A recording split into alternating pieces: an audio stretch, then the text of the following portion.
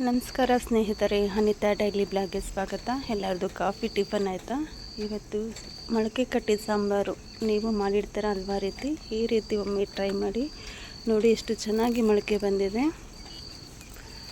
ಇದಕ್ಕೆ ಬೇಕಾದ ಪದಾರ್ಥಗಳು: ಬದನೆಕಾಯಿ, ಟೊಮೆಟೊ, ಬೆಳ್ಳುಳ್ಳಿ, ಕರಿಬೇವು, ಶುಂಠಿ, ಚಕ್ಕೆ, ಲವಂಗ, ಒಂದು ಈರುಳ್ಳಿ, ಪುದೀನ, ಕೊತ್ತಂಬರಿ ಸೊಪ್ಪು, ಒಂದು ಆಲೂಗೆಡ್ಡೆ.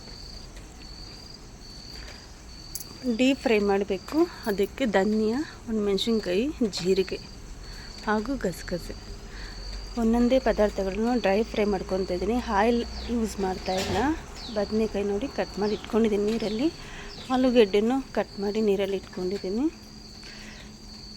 ಮಸಾಲೆಗೆ ಎಣ್ಣೆಲಿ ಫ್ರೈ ಮಾಡೋಕ್ಕೆ ಬೇಕಾದ ಪದಾರ್ಥಗಳು: ಮಿಕ್ಸಿ ಜಾರ್ಗೆ ಕಾಯಿ ಎಷ್ಟು ಬೇಕೋ ಅಷ್ಟು ಕಾಯಿ ಹಾಕ್ಕೊಳ್ಳಿ. ನಾನು ಒಂದು ಇಡೀ ಆಗೋಷ್ಟು ಕಾಯಿ ಹಾಕ್ಕೊಂಡಿದ್ದೀನಿ. ಗಸಗಸೆ ಫ್ರೈ ಮಾಡಿಕೊಂಡು ಮಿಕ್ಸಿ ಜಾರ್ಗೆ ಹಾಕ್ಕೊತಾ ಇದ್ದೀನಿ.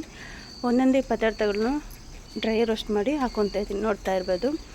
ಧನಿಯಾ ಕೆಂಪಗಾಗಬೇಕು, ಧನಿಯಾ ಎಲ್ಲ ಕೆಂಪಗಾಗಬೇಕು ನೋಡಿ. ಒಂದೊಂದೇ ಪದಾರ್ಥ. ಜೀರಿಗೆನೂ ಫ್ರೈ ಮಾಡೋದು ಬೇಡ, ಹಾಗೆ ಹಾಕ್ಕೊಳ್ಳಿ. ನಿಮಗೆ ಖಾರಕ್ಕೆ ಎಷ್ಟು ಬೇಕೋ ಅಷ್ಟು ಹಾಕ್ಕೊಳ್ಳಿ. ನಾನಿಲ್ಲಿ 6-7 ಮೆಣಸಿನ್ಕಾಯಿ ಹಾಕ್ತಿದ್ದೀನಿ ಮಸಾಲೆ ರುಬ್ಬೋದಕ್ಕೆ. ಅದು ಡ್ರೈ ಫ್ರೈ ಆಯಿತು. ಇದು ಎಣ್ಣೆಯಲ್ಲಿ ಟೊಮೆಟೊ, ಒಂದು ಈರುಳ್ಳಿ, ಒಂದು ಕಪ್ಪಾಗಷ್ಟು ಮೊಳಕೆ ಕಟ್ಟಿದ ಕಾಳು, ಹಾಗೆ ಕಡಲೆ ಬೀಜ ಎಲ್ಲ ಹಾಕಿ ಈ ಥರ ಆಯಲ್ಲಿ ಫ್ರೈ ಮಾಡ್ಕೋಬೇಕು. ರುಚಿಗೆ ತಕ್ಕಷ್ಟು ಉಪ್ಪು, ಕೊತ್ತಂಬರಿ ಸೊಪ್ಪು, ಮಿಕ್ಸಿ ಜಾರಿಗೆ ಹಾಕ್ಕೊತಾ ಇದ್ದೀನಿ.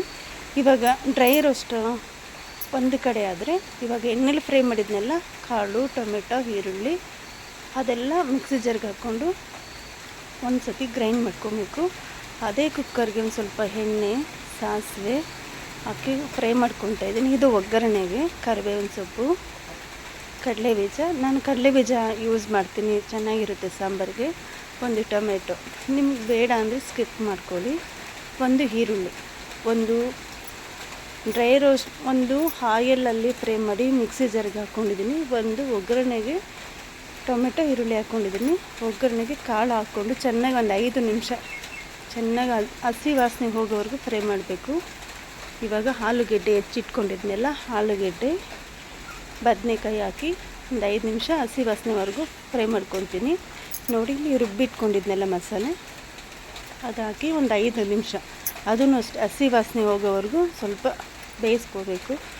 ಹಸಿ ವಾಸನೆ ಹೋದ ನಂತರ ಮಿಕ್ಸಿ ಜಾರಿಗೆ ಎಷ್ಟು ಬೇಕೋ ಅಷ್ಟು ನೀವು ನೀರು ನೋಡ್ಕೊಳ್ಳಿ, ಎಷ್ಟು ಜನಕ್ಕೆ ಮಾಡ್ತೀರಾ ಅಂತ. ನಾನಿಲ್ಲಿ 4 ಜನಕ್ಕಾಗಷ್ಟು ಸಾಂಬಾರು ಮಾಡ್ತಾಯಿದ್ದೀನಿ.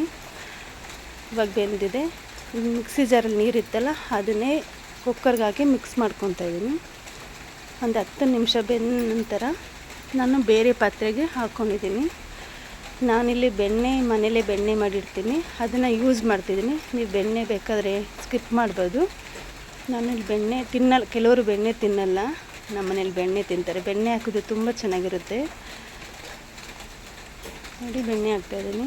ಒಗ್ಗರಣೆ ಫಸ್ಟೇ ಹಾಕಿದ್ದೀವಿ, ಒಗ್ಗರಣೆ ಹಾಕ್ತಾಯಿಲ್ಲ ನಾನು. ತಿರ್ಗಾ ರಾಗಿ ಮುದ್ದೆ ಜೊತೆಗೆ ಮೊಳಕೆ ಕಟ್ಟಿದ ಸಾಂಬಾರು ಹೇಗಿದೆ ಅಂತೇಳಿ. ಈ ವಿಡಿಯೋ ಇಷ್ಟ ಆದರೆ ಲೈಕ್ ಮಾಡಿ, ಸಬ್ಸ್ಕ್ರೈಬ್ ಮಾಡಿ. Thank you.